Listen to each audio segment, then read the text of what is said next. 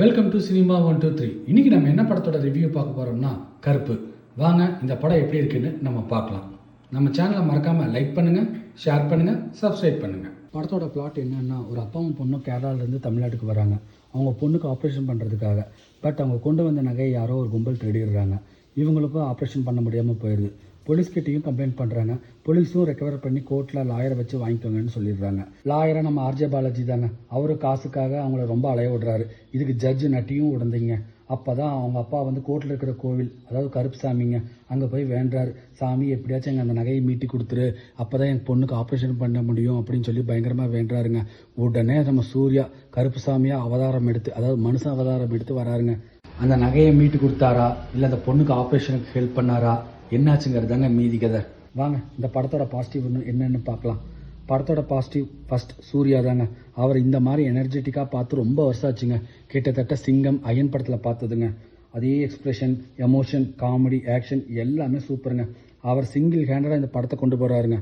அவர் ஒருத்தர் தான் பலம். சாய் அபயங்கர் பேக்ரவுண்ட் ஸ்கோர், குறிப்பாக கருப்புசாமி வர சீன் எல்லாமே மிரட்டி எடுத்திருக்காருங்க.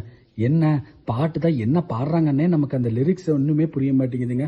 மியூசிக் தான் வந்து பயங்கர ஜாஸ்தியாக இருக்குது. சினிமாட்டோகிராஃபர் ஜி.கே. விஷ்ணு அவர் பங்குக்கும் சிறப்பாக செஞ்சுட்டாருங்க. என்ன கருப்புசாமி வர கலர் டோன் தான் நமக்கு பிகில் படத்தில் வெறித்தனம் வெறித்தனம் அந்த பாட்டு வரும் இல்லைங்களா, அந்த பாட்டை வந்து அடிக்கடி ஞாபகப்படுத்துதுங்க. அதே மாதிரி அப்பா பொண்ணா நடிச்சிருக்கிற அந்த 2 பேர் மலையாள ஆர்டிஸ்ட்டுங்க.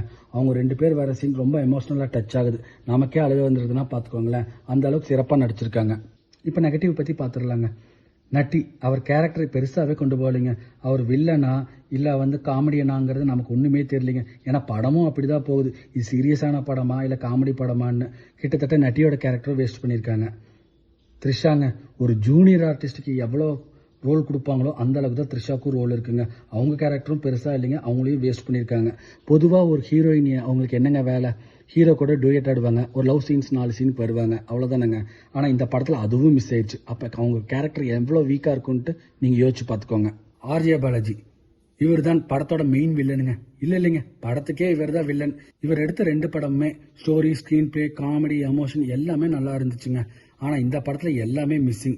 ஹீரோ வந்து பஞ்ச் டைலாக் பேசுகிறாங்க, ஆனால் இவர் எப்படி நிற்கிறாருன்னா 10 ரூபா தொலைச்ச குழந்தை மாதிரி நிற்கிறாருங்க. So sad. படம் ஃபர்ஸ்ட் ஹாஃப் ஓகேங்க, செகண்ட் ஹாஃப் எங்கே போகுதுன்னே தெரியாமல் போகுது. இனிமே ஆர்ஜே பாலாஜி 5 ஆணுக்கு 5 டிக்கெட் வேணுமான்னு கேட்கக்கூடாதுங்க, கருப்புக்கு 5 டிக்கெட் வேணுமான்னு தான் கேட்கணும். அப்படி தான் படமும் இருந்துச்சு.